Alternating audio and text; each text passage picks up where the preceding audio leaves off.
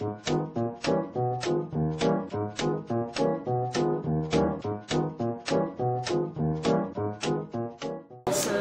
filiation, de rapport au père, c'est autant de sujets qui vous ont toujours préoccupé. Oui, c'est un sujet que je trouvais très intéressant. En fait, pour moi, ce film, c'est plus un film sur la transmission entre les générations. Comme vous l'avez dit, le film. Oui. C'est l'histoire de ce gosse qui va aller demander des réponses à un adulte et en fait qui va prendre qui va avoir des réponses effectivement et qui va prendre des claques, ouais, aussi et en fait l'adulte va prendre aussi beaucoup de leçons du gosse. Donc voilà, pour moi c'était à la base plus une histoire de transmission qu'autre chose. En fait, vous avez deux personnages qui sont aussi des appareils blancs. Exactement. C'est-à-dire qu'ils sont chacun un peu en dehors de la vie. Ils sont chacun en dehors de la vie. En fait, ils vont s'apporter mutuellement et ils vont revenir à la vie l'un et l'autre grâce à leur rencontre. La dernière fois que j'ai vu un truc comme ça, c'était l'avocat de Florence Gaucher à la sortie de prison. C'est tous les micros là comme ça. Heureux de présenter Fiston ici et de voir autant de monde qui sont contents de nous voir et de découvrir le film, ça fait très plaisir. On est ravis en tout cas de vous accueillir sur Énergie Bordeaux. Alors toi Franck, tu étais en spectacle la semaine dernière d'ailleurs à Bordeaux. Ouais, gros carton. Ouais. On aura l'occasion de reparler d'ailleurs de vos spectacles. Toi Kev, tu connaissais la ville ou pas du tout? Oui, j'ai vu mon premier spectacle plusieurs fois ici, donc je suis très content de revenir. J'aime bien l'équipe, j'aime bien votre équipe de foot en plus, les Girondins et tout ça. Et du coup, quand on parle de transmission, est-ce que ça peut être aussi la transmission du taulier de l'humour à la jeune génération c'est pour Franck. Oui. Donc, la transmission. Oui, la transmission finalement de l'humour des tauliers comme vous, de l'humour à la jeune génération comme Kev Adams. Bien sûr, je dirais bien sûr. Mais non, mais parce que tu vois ce que je veux dire, évidemment que c'est pour moi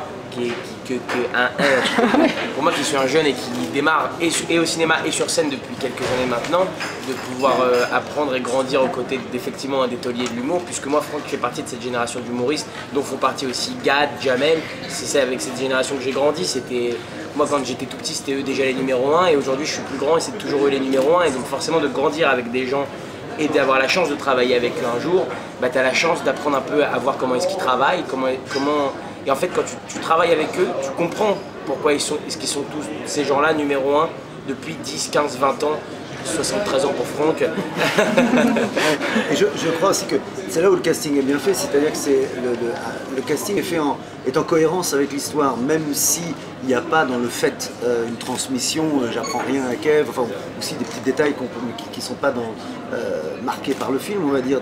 Dans le film, je lui apprends des choses, j'essaie de lui apprendre des choses, mais dans la réalité, c'est pas pareil. En revanche, le casting est fait de telle manière que quand le public va le voir, il y a une cohérence, que ce soit ce vieux briscard de l'humour qui soit en train d'essayer de donner des conseils au jeune homme qui arrive au top là en ce moment, c'est tout à coup, on a pu donner les clés, il y a déjà un mode d'emploi, on va dire, pour le public qui est là. Vous comprenez comme je le dis, le casting donne déjà le mode d'emploi, on gagne un temps phénoménal parce qu'on se dit qu'est-ce que Dubosc va apprendre à Kev Adams. Alors là en l'occurrence c'est pas de l'humour, c'est autre chose. Rien à rajouter. Ça va fonctionner, parce que bien sûr on a deux personnes qui sont de la scène, on a des expériences, quelqu'un qui est un peu plus jeune, mais est-ce qu'on sait d'avance que ça peut fonctionner et comment on sait ça? Non, on ne sait jamais vraiment en avance. Enfin, là, il y a quand même plein de chances que ça marche, quoi. Après, nous, la manière dont on a travaillé, c'est... C'est les photos du bon, excusez-nous, Franck Dubosc, il vient de prendre une photo avec l'iPhone, un peu en selfie, c'est ce nouveau truc où les gens se prennent tout seuls. Il faut voir la photo, c'est une image de retour vers le futur, au moment où ils vont vers le futur. Il y a tout le monde sauf moi sur la photo, quand je me prends en photo avec tout le monde, il y a tout le monde sauf moi dessus. C'est vraiment, je suis très mauvais, il va falloir que je révise ça. Tu vas m'apprendre ça, je vais t'apprendre ça. Mais c'est le cas aussi. Dans le film, c'est le cas aussi, parce que là, la photo disparaît. Ce qui s'est passé, en fait, on s'est rencontrés très vite, en fait, à la base, sur le scénario. On a travaillé ensemble avec le scénariste, ce qui arrive rarement quand on prend un film comme moi qui n'est pas auteur. Et en fait, la rencontre, elle s'est fait très bien et j'ai commencé tout de suite à impulser une espèce d'énergie de travail. Dès le départ, à la table, quand on s'est réunis avant le tournage. Donc sur le tournage, évidemment, ça a d'autant plus marché. Mais vous croyez à son innocence dès le début? Vous croyez à son innocence dès le début. Oui, c'est ça que les micros, j'adore avec ça, c'est vrai que ça fait truc. Mais pour rebondir sur ce que dit Pascal, ça revient à ce que je disais tout à l'heure, c'est que c'est aussi beaucoup Franck qui a influé ça. Pourquoi? Parce que moi, j'ai rarement fait du cinéma, c'est que mon deuxième long métrage, donc je sais pas trop comment est-ce qu'on prépare ou comment est-ce qu'on fait pour préparer des films. Et Franck, dès le début, il nous a dit, écoutez, moi j'adore le projet, j'ai envie de le faire avec vous, mais je sentais qu'il nous sondait, d'un air de dire, j'ai besoin de ces séances d'écriture et de ces séances d'apprendre à se connaître avant d'y aller.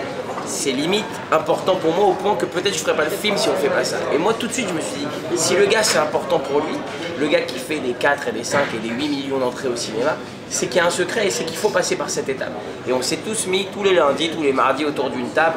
Il y avait Pascal, l'auteur du film, Franck et moi, on prenait 4-5 heures. On mangeait des bagels au saumon et, et on bossait sur le script. Et en fait plus les semaines passaient et plus on était contents. Et plus on était tous investis du film. À un certain stade, le jeudi, je recevais un texto de Franck de j'ai une idée, je vous la propose, machin truc. Pascal qui dit super, alors l'idée qu'on a machin, ça rentre. Dave qui nous appelait tous les deux pour nous dire c'est super, on a réglé cette scène et tout ça. Donc plus les semaines avançaient, plus on partait d'un film qu'on aimait déjà tous, mais qu'on a rendu sur mesure, qu'on a fait sur mesure. Parce que moi j'ai fait plusieurs films et puis il y a des fois où je me suis trompé ou alors j'ai accepté pour des raisons qui ne sont pas toujours les bonnes raisons, vous voyez, qui sont jamais l'argent, je vous le dis tout de suite, mais qui peuvent être un film tourné à tel endroit, avec telle personne, avec l'amitié, tout ça. Et ça reste quand même une carrière, donc les mauvaises raisons, on les paye après, et nous, d'autant plus les acteurs de comédie au premier plan. C'est un acteur de comédie au premier plan, il faut qu'il fasse un succès, sinon il est mauvais. Un acteur qui n'est pas un acteur de comédie, s'il ne fait pas un succès, on dit que c'est le public qui n'est pas venu. Nous, c'est nous qui étions mauvaises. Donc il faut être très très exigeant. Nous le sommes. En plus, on fait de la scène, je crois, moi pour avoir tourné avec des gens qui font de la scène et d'autres qui n'en font pas, il y a une exigence des gens de la scène qui est beaucoup plus importante que les autres. À star égale, hein, je ne cite pas de nom, mais je peux vous dire que moi j'ai des scénars que je lis où d'autres acteurs disent oui, en ayant lu le scénar il y a 6 mois, sans savoir ce que c'est devenu, sans savoir ce que ça deviendra, on s'en fout combien on est payé, combien on a fait. Et ça, moi je ne peux plus faire ça. On dit qu'il n'y a pas de bon scénario, c'est pas vrai, il n'y a pas de bon lecteur de scénario. Parce qu'il y a des scénarios, il y a des pépites, ce scénario-là, à la base, tout était déjà là. Il y avait juste à le rendre plus... à ce que tout le monde se le mette en main. Et la chance et la force de ça, c'est qu'il y avait un réalisateur, 2 acteurs, des producteurs et un auteur. Et il y avait beaucoup de personnes. Il n'y avait pas une personne responsable qui dit non, non, mais c'est mieux comme ça. Non, mais moi je veux ça. Non, mais moi je veux ça. Là, tout le monde voulait faire le meilleur film et chacun apportait son savoir, on va dire, et sans égo. Ça, c'est important. Moi, je voulais pas qu'on dise ah bah si Franck Dubosc dit que ça c'est drôle, ça va être drôle. Ah bah c'est Kev Adams, alors lui il sait ce qui plaît aux jeunes, alors on va dire oui, le réalisateur lui va tourner comme ça, il sait. Non, il fallait pas qu'il y ait de compromis. Voilà, plus de compromis. J'en ai fait des films avec des compromis, je peux vous dire que ça marche jamais.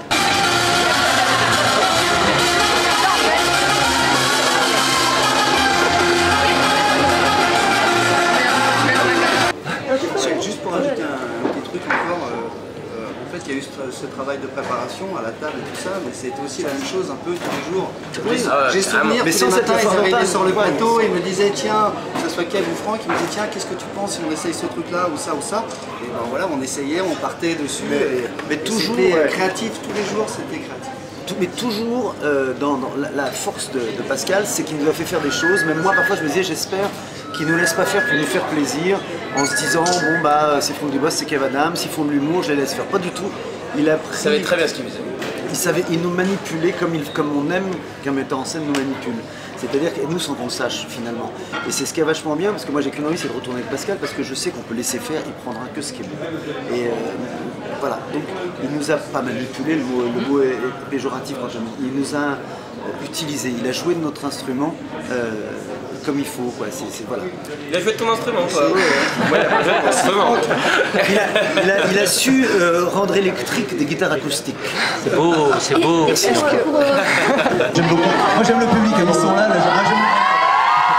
Franck Dubosc et Kev Adams avec nous sur Énergie Bordeaux. Donc ce soir, l'avant-première du film Fiston à l'UGC. Le film va sortir le 12 mars. Comment s'est passée votre rencontre d'ailleurs tous les deux? Écoute, ça s'est bien passé. Ouais. Moi, évidemment, je connaissais Franck depuis longtemps. Qu'est-ce que tu fais? Bah, je te mène un petit fauteuil, t'es mignon. Vas-y, assieds-toi. Alors il faut expliquer aux gens, pendant que tu me réponds à mes questions, Franck fait la déco. Voilà, il ramène il fait la déco. Ouais, on est à la maison ici à l'UGC. Hein. Pour rebondir sur ce qu'a dit Franck, Alors, est-ce que le fait que justement tous les deux viennent de la scène a été un critère? En fait, au départ, le scénario était écrit pour Kev. Et en fait, moi, c'est vrai que quand je l'ai lu très rapidement, je voyais Franck. Le personnage c'était. Quel menteur! Non, mais si, c'est vrai. Et donc voilà, ça s'est pas du tout passé. Ça s'est passé comme ça. J'aurais une question sur le personnage de Franck, c'est Antoine dans l'histoire. Ouais. À qui vous avez pensé au début du film? Parce que alors, il pourrait être un peu gamin, un peu Clint Eastwood. Non, je vais vous dire. Alors, c'est pas physique, c'est que quand on écrivait, j'appelais ça ma période Jean Reno.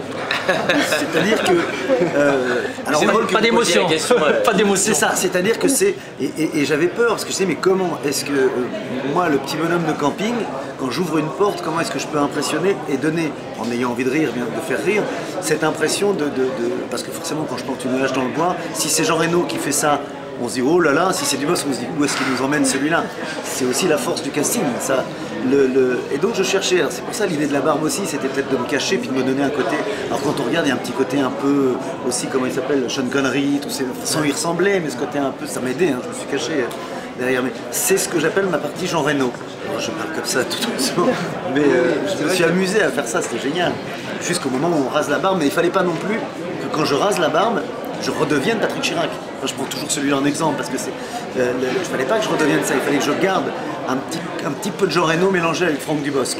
Ok, alors donc on est avec Moustoy qui a présenté l'émission en direct depuis 16h avec Franck Dubosc et Kev Adams. Donc comment t'as ressenti le public aujourd'hui? On était bien ou... Je vais faire attention à ce que je réponds. Non, ouais, comme d'habitude, top. Ouais. C'est toujours sympa de faire ce genre d'événement extérieur, de voir les auditeurs, parce que c'est vrai qu'il y a toujours beaucoup de monde qui nous écoute, mais on n'a jamais finalement trop de retours, parce qu'en studio, il n'y a pas grand monde. Voilà, c'est toujours sympa d'avoir du monde autour de soi, et c'était bien. Vous étiez chaud? Ouais, ça va, on était chaud. Et t'es toujours un peu impressionné quand tu vois autant de monde ou ça va, maintenant t'as l'habitude? Moi j'ai pas trop d'appréhension quand il y a du monde, au contraire moi j'adore en fait. Plus il y a du monde et mieux je me sens finalement, c'est toujours ça galvanise énormément. Je trouve que dès l'instant où il y a des gens qui nous regardent, qui ont fait vraiment la démarche de venir te voir et assister à l'émission, il faut pas les décevoir, il faut vraiment donner le meilleur de soi-même.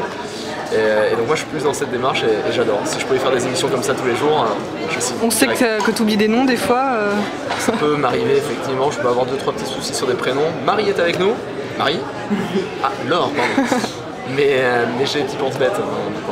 Et sinon t'as aimé le film? Je l'ai vu ce matin et je me suis bien marré effectivement. Notamment une réplique, je dois l'avouer, qui m'a fait énormément marrer. C'est laquelle? Je vais pas te le dire maintenant, mais... Moi je l'ai vu, donc... C'est quand la mère, alors c'est très con, quand la mère de Kev Adams dans le film dit qu'elle va aller nettoyer, nourrir sa chatte. Ah oui, voilà. Très subtil en plus. Toujours très subtil, voilà. Je m'y attendais pas et ça m'a bien fait marrer. Bon, c'est communicatif, j'avais un mec à côté de moi qui se marrait, donc on a bien dû rigoler pendant 5 bonnes minutes. D'accord. Et Kev Adams et Franck Dubosc, du coup, tu les trouves, t'es fan à la base? Alors moi j'aime bien, moi Dubosc m'a toujours fait marrer. Et là, ouais, à l'antenne, très bon client, ça roule, c'est rigolo. Ok, bon et merci beaucoup alors. Merci à toi. Pour cette petite entrevue. Et du coup, est-ce qu'il y a eu un tournage chronologique ou pas du tout? Non, pas du tout, non. En fait, ce qui dicte le tournage, alors la barbe, si on était obligé de le faire au début à cause de la barbe. Mais du coup, ça nous a bien aidé cette histoire de barbe. Rencontre. En fait, ça nous a beaucoup aidé parce que moi je passais tout à l'heure, avant-hier, on passait avec Pascal dans le sud, on est passé devant tous les endroits où on a fait le film. Avec beaucoup d'émotions, on est passé devant la maison de Gigi, on est passé devant la maison de ma maison dans le film, on est passé par Grance en fait qui est un ville où on a tourné une grande partie du film. Et on est passé devant le McDo. Et je me rappelle que le McDo, c'est le premier jour de tournage cette scène-là. Et finalement, dans le film, c'est le premier jour de formation, de sa vraie formation à ce gamin, où ils vont se rencontrer et ainsi de suite. Sans trop raconter le film, pourquoi je dis ça, c'est que finalement la chronologie nous a beaucoup aidé. Moi, c'était mon premier jour de tournage avec Franck, j'étais un peu impressionné, je le regardais beaucoup faire, je l'observais beaucoup. Et au final, ça correspond dans le film au moment où j'ai besoin de l'observer beaucoup, parce que ce gamin, il a besoin de regarder ce mec, parce que c'est son premier cours et il a besoin de lui prouver qu'il est capable. Et ce jour-là, j'avais besoin, moi, au-delà du rôle, de prouver Kev Adams, de lui prouver, regarde, je suis capable de faire un film à tes côtés et j'espère que je serai à la hauteur. Et du coup, ça se sent dans le film et je trouve que la chronologie, c'est bien d'en parler parce qu'elle a servi le scénario, vraiment. La scène qui est très forte à la fin, sans la dire pour les auditeurs, il y a une scène qui est très forte à la fin, c'est quasiment la dernière qu'on a tournée tous les deux. Donc à un moment donné, on était très proches et où limite, moi ça me faisait vraiment mal au cœur de lui crier dessus et qu'on se crie dessus. Et c'est aussi pour ça que cette scène elle est si forte. Bien sûr. Est-ce que normalement c'est les décors qui fixent les... Oui, bien sûr. Les décors qui fixent normalement les journées de tournage. Les journées de tournage. Mais c'est vrai quand il y a des problèmes capillaires et tout ça, enfin quand il y a des barbes et tout ça, on est obligé de les faire en même temps. Quand tu dis quand il y a des problèmes capillaires, c'est quand il n'avait pas de barbe.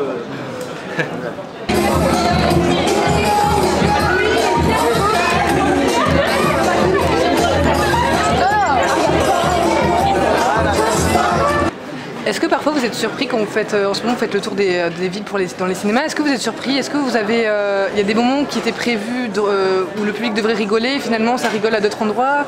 Est-ce que vous êtes surpris ou est-ce que finalement c'est assez fidèle Maintenant, il faut dire que maintenant on l'a vu plusieurs fois, les gens rient aux mêmes endroits. Ça se filme, c'est assez marrant comme les gens, que ce soit rient plus ou moins fort, mais au même endroit. Maintenant, non, à la première projection, oui, moi j'ai été surpris de certains endroits où ça riait très très fort, et d'autres d'ailleurs où ça... C'est dans les deux sens. Hein, moi aussi j'étais surpris par ça. Il y a des choses en fait qu'on fait, on se rend compte que les gens rigolent alors que c'était pas franchement prévu. Ce qui peut arriver aussi sur scène d'ailleurs, vu que ça doit vous arriver assez souvent, non? Moins sur scène parce que malgré tout notre métier c'est justement de contrôler quand est-ce que ça va rire et d'arriver à avoir nos petits tricks, soit les trucs très écrits. Comment ils vont rire. Voilà, alors qu'au cinéma c'est super particulier parce qu'en réalité parfois tu fais une scène et puis le film sort un an après et puis tu oublies que tu avais fait cette tête ou ce truc. Moi par exemple il y a une mini scène qui me fait mourir de rire dans le film. Franck il fait juste comme ça avec ses yeux, elle a ouvert ses grands yeux bleus et puis il fait comme ça avec ses yeux. Chaque fois ça me fait marrer, j'avais complètement zappé qu'il avait fait ça. C'est aussi ça la magie du cinéma, c'est qu'on te rappelle finalement une prestation que tu as fait il y a un an et donc tu la savoures un an après seulement. Et c'est très particulier parce que sur scène tu contrôles ce que tu fais. Même quand tu fais une mauvaise vanne et que les gens ne rient pas, tu as ton petit truc, bon allez hop c'est bon ça rattrape. Mais là au ciné c'est tel quel. Et même au cinéma il y a des scènes, parfois une scène est drôle grâce à la scène d'avant. Et nous on ne l'a pas forcément tourné, on n'a pas fait attention, c'est le montage, c'est le travail du réalisateur. Et puis il n'y a rien de plus drôle que la situation au cinéma. Et le bon mot, le blague, la gag, la grimace, tout ça, ça fait rigoler. Mais la situation, ce sont vraiment des gros rires. Et ça, la situation, c'est assez incontrôlable. Au moment où on le tourne, on ne peut pas se dire que ça va faire rire. C'est un amalgame de plein de choses qui fait que la situation, tout est bien monté en son. C'est une belle mayonnaise qui monte. Mais les ingrédients eux-mêmes, c'est une super métaphore que je suis en train de faire. Les ingrédients, l'œuf ne fait pas rire, l'huile ne fait pas rire. Mais mon Dieu, ce que la mayonnaise est bonne. On forme le professionnel. Je la garde. Cela dit, est-ce que le fait que vous veniez tous les deux de la scène, est-ce que vous cherchez un peu un public sur un plateau ou pas du tout, ou est-ce que vous êtes simplement aux commandes de ce que le réalisateur vous demande? Franchement, sur ce tournage, il y a un truc naturel d'humoriste de chercher, mais pour être très honnête, sur ce tournage, j'avais vraiment l'impression que le public très proche, quand Franck faisait une vanne, c'était Pascal et moi, et quand je faisais une vanne, c'était Pascal et Franck. C'était vraiment dans ce trio-là, sans exclure le reste de l'équipe, bien sûr, mais il y avait un truc de comme on était tous les trois très concentrés sur l'histoire qu'on devait raconter, qu'il y en avait un qui faisait une vanne, tu vois, limite, moi, quand je faisais une vanne, je les regardais les deux, genre... limite, ça peut passer ou pas? Vous croyez que ça marche ou pas? Et j'attendais leur regard d'approbation. Mais parfois c'était très cash. Genre, on y va? Bon, alors là, celle-là, laisse tomber. Et puis il y a des choses où, où on est très concentré. Je vous en cite une, je me souviens très bien, parce que souvent je partais juste après, on cherchait quand je lui dis qu'il est coiffé comme Edith Piaf et tout ça. Bon, c'était toute une recherche qu'on a eue tous les trois. On cherchait. C'était pas ce que c'était. Rocheteau.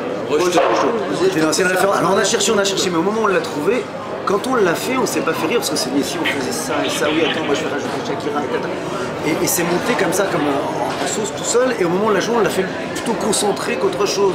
On s'est pas fait hurler de rire, on l'a fait, et en salle ça fait beaucoup rire, ça fait poser beaucoup de questions, on l'a fait scolairement, mais vraiment en doute quoi, on verra bien. On verra bien, et ouais, moi je trouvais ça drôle. On trouvait ça drôle, mais juste en le disant comme ça, ouais c'est bon, ça c'est drôle, mais c'est pas en doute. Ouais, non c'est vrai, voilà. Alors, attends, vous avez déjà rencontré Kev Adams et Franck Dubosc avant? Kev Adams, oui, on l'a déjà rencontré. Moi, Kev, j'ai rencontré Kev, et vous les trouvez sympas? Ouais, c'est adorable. On vous adore. Et petite question pour toi Kev, comment ça s'est passé tes cours de danse? Ça s'est très bien passé, je vous remercie. C'est ironique, c'est pas très sympa. T'as fait des cours de danse? Bien sûr, pour la scène de danse avec... Je crois que c'était inné. Ah, tu me déçois terriblement. Non, mais non. Ah, mais je croyais que c'était toi. J'adore cette scène, mais je crois que c'était lui. Je crois que c'était dans son corps, dans sa fougue. Ça l'est. Je découvre qu'en fait, on a guidé ma prof de danse qui a été payé pour te faire danser aussi bien. C'était chorégraphié et je dirais qu'au montage, on a essayé parce que c'était très chorégraphié pour le coup, et au montage, on s'est dit c'est pas mal si on donne. Filmé en mouvement. Si on très fait quelques maladresses. On voulait pas que ça soit non plus d'un seul coup un truc parfait. On voulait installer, voilà. Et au montage, on l'a créé un peu au montage. C'est super bien filmé. Moi, j'adore cette scène. J'adore ça. Mais parce que je croyais qu'il n'avait pas appris. En fait, je suis déçu. C'est qu'en fait, on l'a chorégraphié. Maintenant, ça y est, je vois le prof de danse, je vois tout ça, je vois les cours, je vois la sueur, je vois la transpiration, je vois la barre au sol, le miroir, je vois tout ça. Je suis déçu. J'irai plus voir le film. Un peu enlaidi, ses vêtements, surtout les pulls sur la coupe de cheveux. Est-ce que vous avez travaillé sur ça? Bien sûr. Avec Pascal, avec la costumière, avec le coiffeur. Dès le début, on se disait que... prof de danse, Dès le début, on se disait que c'était important de donner une identité visuelle au personnage, de la même manière que le personnage de Franck a ce col roulé qui a l'air très étranglant tout le film. Moi, j'ai ces pulls tout dégueulasses au début, ces trucs qui sont imitables. Ce qui m'aidait finalement à me mettre dans la peau de ce personnage, parce que quand t'es tout laid, que t'es moche, que t'es mal coiffé, que t'es mal habillé, que rien n'est en valeur, finalement il te reste que ton jeu, il te reste que ta sincérité, il te reste que à être vrai quoi. Donc au moins j'avais pas des petites attitudes de beau gosse, tu vois, je m'en foutais, je savais que j'étais moche quoi qu'il arrive, de face, de dos, de côté, j'étais moche. Donc ça m'a aidé. La vie fait de moi. Et tu t'es servi de ton rôle dans Soda et de ton spectacle, parce que quand même ton spectacle c'est sur l'adolescence, tu as toujours incarné un peu ce rôle de l'ado pas très populaire dans Soda. Tu t'es servi de ça pour le film? Bah moins, parce que c'est un personnage qui est très différent. Il y a beaucoup de gens, parce que justement je fais souvent des trucs pour les jeunes, il y a beaucoup de gens qui disent vous jouez encore une fois un ado. Si on regarde le rôle que je joue dans Fiston, c'est pas un ado, c'est un jeune homme qui est à la fac et qui est enfermé justement dans ce truc, dans ce passage entre je suis un enfant et je suis un adulte, et qui se dit comment est-ce que je vais faire pour devenir un homme. Et la seule et bonne réponse, s'il ne sait pas comment faire pour devenir un homme, parce que c'est un mec qui n'a jamais connu d'homme. Bon, tout va toujours bien, messieurs? Ça va super bien, très content d'être là. Bon, on poste en temps réel, tiens, d'ailleurs, les photos d'émission sur le Facebook de la radio. Il y a Aurélie à Mérignac qui écrit, je cite, vous êtes beaux les gars. Oh, c'est Aurélie, quel bon goût, quel bon goût. 40 ans, qui va avoir un super rôle, ce sera un professeur qui a un cancer, qui va mourir et qui essaie de donner ses meilleurs cours à ses élèves. Et là, les journalistes se diront alors, encore un rôle avec des ados. Tu auras toute ta vie. Toute ta vie. Et encore. Let me live that.